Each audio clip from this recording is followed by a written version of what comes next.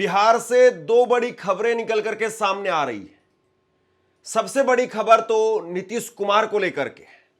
नीतीश कुमार को लेकर के खबर यह है कि नीतीश कुमार को बीजेपी अब सीएम नहीं बनाएगी।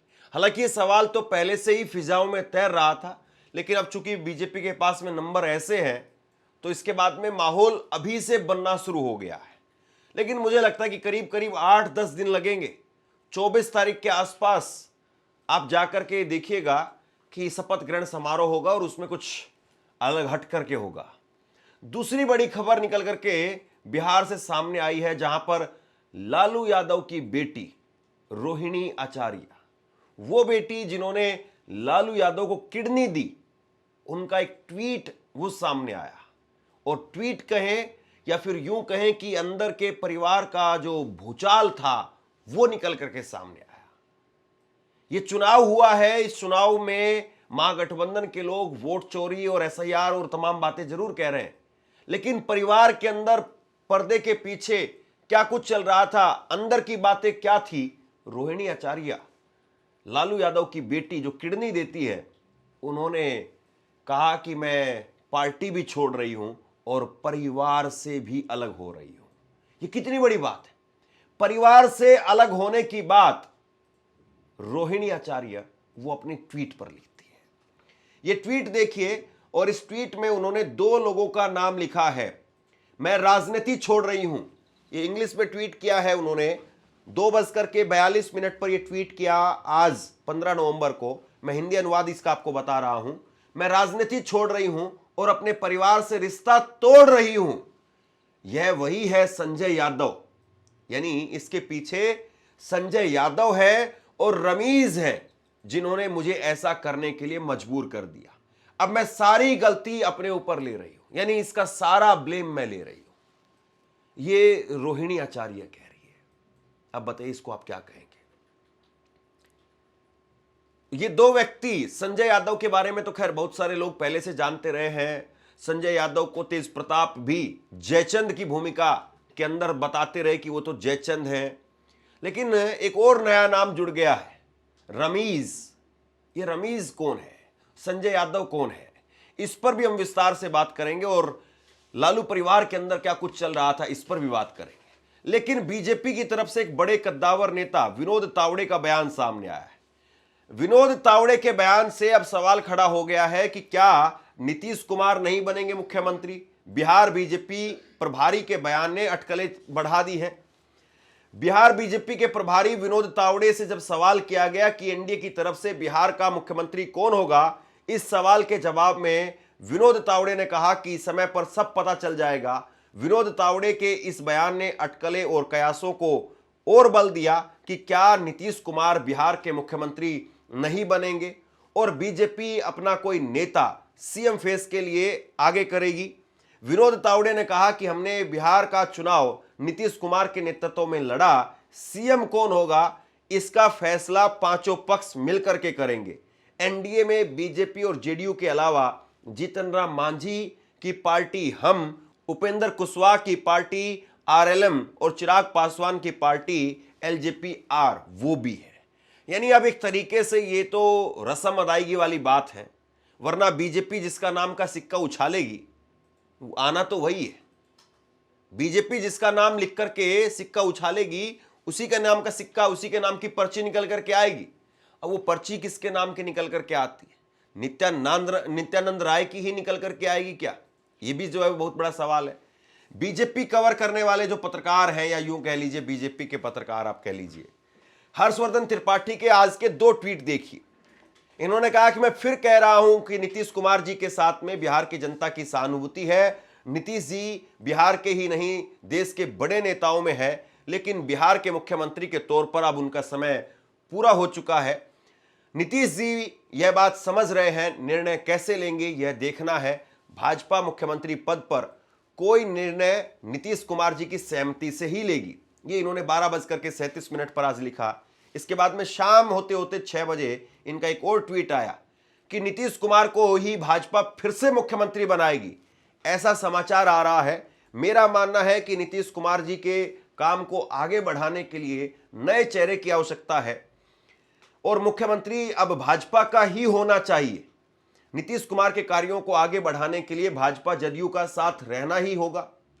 लोग कह रहे हैं कि भाजपा के पास में ऐसा कोई चेहरा नहीं है जो नीतीश कुमार के आसपास नजर आए। सीधी सी बात है, नीतीश कुमार जैसे व्यक्तित्व के रहते भला दूसरा नेता कैसे दिख सकता है। नीतीश कुमार को तो भाजपा के कार्यकर्ता नेता भी अपना ही नेता मानते रहे हैं। भाजपा में जिसे पद पर बैठा दिया जाता है वही नेता हो जाता है और कई ऐसे विधायक हो सकते हैं। एक चर्चा चल रही है कि विनम्र स्वभाव के गृह राज्य मंत्री नित्यानंद राय दिल्ली से बिहार भेजे जा सकते हैं। एक नाम और है पूर्व कानून मंत्री रविशंकर प्रसाद का। रविशंकर प्रसाद मुख्यमंत्री के तौर पर बेहतर हो सकते हैं। हालांकि दोनों विधायक नहीं हैं, बाकी नरेंद्र मोदी और अमित शाह इस विषय में पहले ही बहुत कुछ विचार कर चुके होंगे। मतलब ऐसा माहौल बनाया जाता है कि मोदी और अमित शाह ने तो पहले ही सोच लिया होगा, कुछ बड़ा सोचा होगा। मोदी और अमित शाह ने सोचा है तो सही सोचा होगा। पत्रकार का काम सवाल पूछना है। पत्रकार का काम यह है कि कोई नेता, अगर आप बिहार को नीतीश कुमार के मुकाबले में पेश कर रहे हैं, बना सकते हैं, तो वो कितना काबिल है या नहीं है। नीतीश कुमार के कामों को आगे ले जा सकता है या नहीं ले जा सकता है। नित्यानंद राय केंद्रीय गृह राज्य मंत्री जरूर है, लेकिन आप ये बता दीजिए जरा कि उनकी काबिलियत क्या है। उन्होंने कैबिनेट में रहते हुए क्या किया है। संगठन के तौर पर कोई आदमी क्या कर रहा है वो एक अलग बात है, लेकिन प्रशासनिक तौर पर वो आदमी क्या कर रहा है ये एक अलग बात है। प्रशासनिक तौर पर किसी राज्य को चलाने के लिए उनके पास में क्या अनुभव है। अब आप देखिए, बीजेपी ने पर्ची से मुख्यमंत्री जरूर बनाए, लेकिन राजस्थान में क्या हालत है। भजनलाल शर्मा की हालत स्थिति यह है कि बीजेपी में बहुत बार विचार होता है कि इनको बदल दिया जाए। बहुत बार खबरें आती कि सारे कैबिनेट मंत्रियों के इस्तीफे बीजेपी ले चुकी है, कभी भी पब्लिश कर देगी, यह स्थिति है। और वहां पर भजनलाल शर्मा लगातार कभी वो सत श्री अकाल को अकाल बोल देते हैं। मतलब छोड़ दीजिए, उन बातों पर बात नहीं होनी चाहिए। इस तरीके कभी मोदी जी को श्रद्धांजलि दे देते हैं। पहली बार के विधायक को जो है वो मुख्यमंत्री बना दिया, और मुख्यमंत्री चलिए पहली बार के विधायक को बना दे, कोई दिक्कत नहीं, लेकिन काबिलियत के तौर पर आप क्या कुछ कर पा रहे हैं, प्रदेश में क्या कुछ निकाल पा रहे हैं, या मोदी जी को केवल कॉपी कर रहे हैं। इधर मुख्यमंत्री रेखा गुप्ता को दिल्ली के अंदर बनाया, क्या कर पा रही है वो।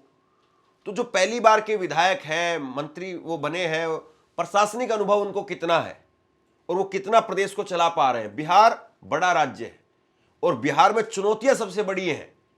भुखमरी, बेरोजगारी, महंगाई, पलायन, इन सबको रोकना है। तो इन सबको रोकने के लिए आपके पास में क्या है, तो बहुत बड़े सवाल है। आपसे कुछ कहना चाहता हूं। आज के वक्त में पत्रकारिता करना कितना मुश्किल काम है, लेकिन अगर ऐसे में भी कोई आपकी खबर दिखा रहा है, कोई आपके मुद्दे पर बात कर रहा है, तो आपको भी उसका साथ देना चाहिए। अगर आपको लगता है कि मेरी पत्रकारिता सही है, मैं आपके लिए आपकी खबर वो दिखा रहा हूं, तो ऐसे में आप मेरा सहयोग कीजिए। आप इस वीडियो को जब लाइक करेंगे तो लाइक के साथ में ही एक थैंक्स का बटन आपको दिखाई देगा। उस थैंक्स के बटन पर आप क्लिक कीजिए और जो भी सहयोग राशि दे सकते हैं वो दीजिए। दूसरा, आप चैनल को ज्वाइन कर सकते हैं और चैनल को ज्वाइन करके भी मुझे मदद कर सकते हैं। खैर, अब बात फिर से करते हैं आरजेडी की, परिवार की। रोहिणी आचार्य, मतलब एक वक्त ऐसा था कि उनको लेकर के चर्चा हुई थी। राजीव प्रताप रूडी के सामने उन्होंने चुनाव लड़ा था और उस वक्त में कुछ बहसबाजी हुई, तो राजीव प्रताप रूडी को भी जो है वो पीछे हटना पड़ा था एक तरीके से। हालांकि चुनाव हार गई थी, लेकिन एक बेटी के तौर पर इन्होंने जो नाम कमाया कि देखिए पिता को किडनी दी है। और लालू यादव के लिए ऐसा नहीं था कि किडनी का इंतजाम हो नहीं सकता था, या लालू यादव परिवार के लिए कोई पैसे की कमी है इस वक्त में, तो कम से कम नहीं है, और लालू जी के लिए तो कम से कम बिल्कुल पैसे की कमी नहीं है। लेकिन फिर भी उन्होंने किडनी दी। और परिवार में और भी लोग हैं, लालू जी के कई बच्चे हैं, ऐसा नहीं कि केवल रोहिणी ही है, लेकिन फिर भी सिंगापुर में वो रहती हैं, उनके पति वो बैंकर हैं, और उन्होंने किडनी दी अपनी। और किडनी का ऑपरेशन मुश्किल माना जाता है। किडनी देने के बाद में ऐसा नहीं कि खून दान करना तो यह है कि आप खून दान कर दीजिए, 2-4-5 दिन में रिकवरी हो जाती है, शरीर को पता भी नहीं चलता है। उल्टा खून दान करना अच्छा होता है, रेगुलरली आदमी को खून दान करना ही चाहिए ताकि कुछ बीमारियां जो है वो ना रहें और आपके शरीर में नया खून बनता रहे। लेकिन किडनी दान करना ये बहुत बड़ा काम है। किडनी आप अगर दे देते हैं तो पूरी उम्र फिर आपको कुछ परहेज रखने पड़ते हैं, क्या खाना है क्या नहीं खाना है, कैसे उठना है कैसे नहीं उठना है, या फिर किस तरीके से एक्सरसाइज वगैरह करनी है या नहीं करनी है, या कितना बोझा उठा सकते हैं नहीं उठा सकते हैं, बहुत सारी इस तरह से उसके बाद में पाबंदियां हो जाती हैं। लेकिन आज उनका ट्वीट आया, वो ट्वीट करती है, वो ट्वीट करके उन्होंने कहा कि मैं पार्टी छोड़ रही हूं और मैं परिवार भी छोड़ रही हूं। ये दोनों बातें उन्होंने कही और इन दोनों चीजों के लिए वो जिम्मेदार बता रही हैं दो व्यक्तियों को। अब ये क्यों हुआ होगा? देखिए, जाहिर सी बात है, ताली कभी भी ये कहा जाता है कि एक हाथ से नहीं बजती है, गलती किसी एक पक्ष की नहीं होती है, दोनों लोग जिम्मेदार होते हैं। लेकिन जरा ये भी तो सोचिए कि संजय यादव, उनको लेकर के इतने सारे लोग बोल रहे हैं। संजय यादव को लेकर के पहले तेज प्रताप ने उनको जिम्मेदार बताया, जगह जगह बार बार वो बोलते रहे कि यही जयचंद है, हर इंटरव्यू में वीडियोस में बोलते रहे कि यही जयचंद है, इसकी वजह से परिवार टूटा है। और अब फिर रोहिणी आचार्य, हालांकि एक काम कम से कम आरजेडी के लिए अच्छा ये हुआ है कि इन्होंने नतीजों के बाद में ये ट्वीट किया है, नतीजों के बाद में ये फैसला लिया है। परिवार के अंदर क्या कुछ चल रहा होगा और चुनाव तक कैसे इनको रोका गया होगा, क्योंकि तेज प्रताप की छवि फिर भी जो है एक मजाकिया लहजे वाले आदमी की थी कि मजाकिया लहजे के आदमी है, सीरियस आदमी नहीं है। लेकिन रोहिणी की जो छवि थी, अब सोचिए कि अगर यही ट्वीट इनका आ जाता 11 तारीख को या 6 तारीख को, तो किस तरीके से माहौल बनता, कैसे जो है वो टीवी में इसको दिखाया बताया जाता और लोग पागल हो जाते रोहिणी आचार्य का इंटरव्यू लेने के लिए, उसको टीवी पर दिखाने के लिए। लेकिन इन्होंने अब किया, तो अब इनका जो ट्वीट है या इनका जो फैसला है, इसको कम से कम ऐसे देखा जा रहा है कि ये परिवार की हितैषी है। लेकिन परिवार में कुछ ऐसा हो रहा है कि जो शायद बर्दाश्त नहीं हो पा रहा, इसीलिए इन्होंने इस वक्त का इंतजार किया और इस वक्त के बाद में इन्होंने अपना फैसले ले लिया। अब ये दो आदमी है कौन जिनका वो जिक्र कर रही है, जरा स्क्रीन पर आप अपने चेहरा देखिए। एक है रमीज और दूसरे है संजय यादव। ये दो शख्स है जिनको लेकर के उन्होंने कहा कि मैं पार्टी और परिवार से अपने आप को बाहर कर रही हूं। तो ये रमीज कौन है, पहले मैं इनके बारे में बता देता हूं। ये है उत्तर प्रदेश के रहने वाले हैं, बलरामपुर जिले के रहने वाले हैं और पूर्व सांसद जहीर के दामाद हैं। तेजस्वी यादव जब क्रिकेट के मैदान में थे तब से ही रमीज उनके दोस्त हैं और कहा जाता है कि आरजेडी की सोशल मीडिया रमीज ही संभालते हैं। हालांकि रमीज को कम ही लोग जानते हैं, लेकिन रोहिणी आचार्य के आरोपों के बाद वह भी चर्चा में आ गए। अब संजय यादव जिनके बारे में बहुत चर्चा है उनको सुन लीजिए।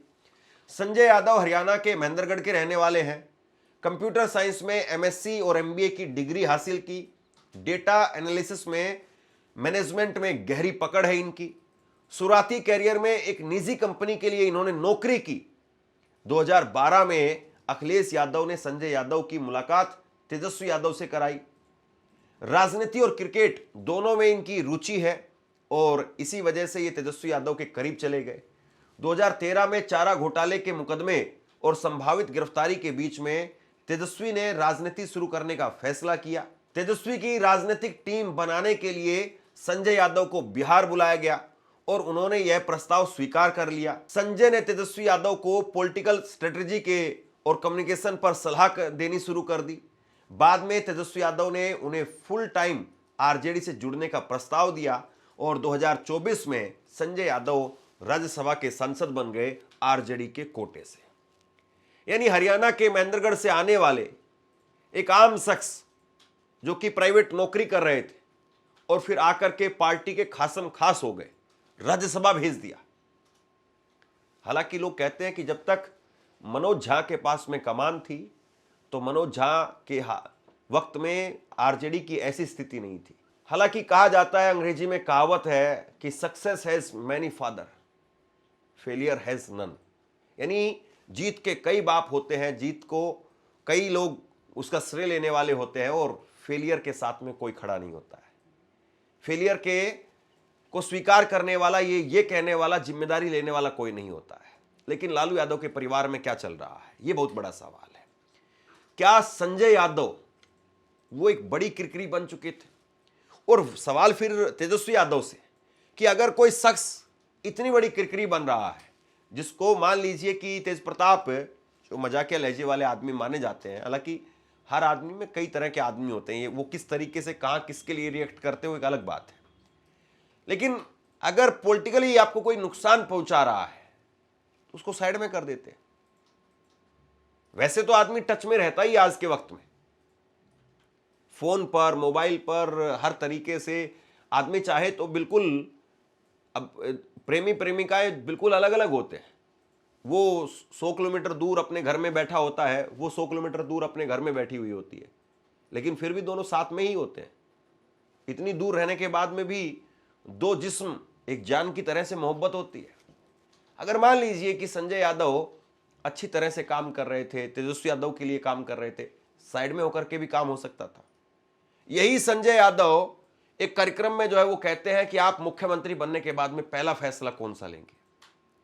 अब उस वीडियो को ऐसे बताया जा रहा है कि देखिए भैया, ये चने के झाड़ पर चढ़ाने वाले लोग हैं, यानी एक तरीके से ऐसी हवा बना करके रखे हुए थे कि भैया आप तो मुख्यमंत्री बन रहे हो। अच्छी बात है, आपके आसपास आपको पॉजिटिव एनर्जी देने वाले लोग होने चाहिए, आपको पुशअप करने वाले लोग होने चाहिए, आपको आगे बढ़ाने वाले लोग होने चाहिए। लेकिन कबीर जी कह गए हैं, निंदक नीडे राखिए आंगन कुटी छवाए, बिन पानी साबुन बिना निर्मल करे सुभाए। यानी निंदक को, आपके आलोचक को, उसको भी साथ में रखिए, जो आपको यह बता पाए कि साहब ये काम नहीं करना है। और वैसे भी जो पावरफुल आदमी होता है उसको कोई ये कहने वाला नहीं होता कि ये काम मत करो। पावरफुल आदमी के आसपास आमतौर पर वही लोग होते हैं जो कहते हैं हाँ साहब ये अच्छा लग रहा है। उनसे अगर आप पूछोगे कि आज ये सफेद शर्ट अच्छी लग रही है या ब्लैक पहने, वो कहेंगे नहीं नहीं सफेद भी अच्छी लग रही है, ब्लैक भी अच्छी लग रही है। वो उसी ट्यून में आपको सफेद को बताएंगे और उसी ट्यून में आपको ब्लैक को बताएंगे। एक ही लहजे में वो उतना ही आपको समर्थन देंगे। ब्लैक के बारे में पूछिए या ब्लैक व्हाइट के बारे में पूछिए, जबकि ब्लैक और व्हाइट दोनों अपने आप में अलग अलग कलर है। तो ऐसे में आलोचक को जरूरी रखना है साथ में। और आप संजय यादव के इतने करीब हो गए, या संजय यादव आपके इतने करीब आ गए कि उनको लेकर के परिवार में इतना कुछ चल रहा था। नीतीश कुमार फैक्टर है, नरेंद्र मोदी फैक्टर है, एसआईआर फैक्टर है, चुनाव आयोग फैक्टर है, प्रशासन फैक्टर है, ईवीएम फैक्टर है। ये सारे फैक्टर हो सकते हैं, लेकिन जो गलतियां आपके हाथ में है रोकना, उसको लेकर के तो आपसे ही सवाल पूछा जाएगा। अब बीजेपी ने तो नहीं कहा होगा कि भैया संजय यादव को करीब में बैठाना है। संजय यादव प्रेस कॉन्फ्रेंस में भी पीछे वाली सीट पर बैठते थे, कैमरे में उनका चेहरा आता रहे। संजय यादव ऐसा तो नहीं है कि कोई फुटेज के भूखे आदमी है, वो पॉपुलर आदमी है। और ऐसे आदमी तो आमतौर पर वैसे भी बचते हैं, उनको कोई दूसरा काम दे दिया जाता है, वो काम वही करते हैं जो करते हैं। लेकिन कोई आदमी अगर बदनाम होने लग जाए या कोई आदमी अगर नेगेटिव वजहों से चर्चा में आ रहा है तो कोई दूसरा काम दे दिया जाता है कि आप वो काम करो, लेकिन काम यही करना है, थोड़ा मुझसे दूर रहना है।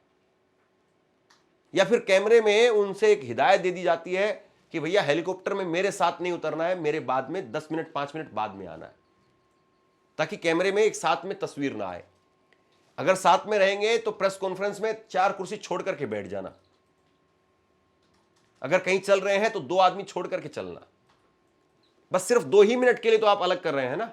और अगर आप उतना भी नहीं कर पा रहे हैं तो बताइए फिर सवाल किससे पूछा जाएगा? परिवार में इस तरह की टूट क्यों हो रही है? क्या रोहिणी भी आपकी मुखालफत करने वाली आपकी बहन है, जैसे तेज प्रताप थे आपके भाई? ये जरा समझना होगा आपको भी। और जब चुनाव के बीच में ऐसी चीजें निकल करके सामने आती है, तेज प्रताप को भी नहीं जाने देना चाहिए था, मैनेज कर लेना चाहिए था किसी न किसी तरीके से। या चले गए थे तो उस चैप्टर को बिल्कुल शांत कर देते, लेकिन वो चैप्टर लगातार चलता रहा, गर्म होता रहा। और आप जानते थे भली भांति कि आपके भाई हैं, जन्म से आप साथ रहे हैं, तो किस स्वभाव के हैं कि वो जाकर के क्या करेंगे। तो बहरहाल बिहार की राजनीति अब किस करवट, कैसे क्या कुछ रंग दिखाती है, देखने वाली बात है। आप क्या सोचते हैं नीचे कमेंट बॉक्स में लिख करके जरूर बताइए। धन्यवाद।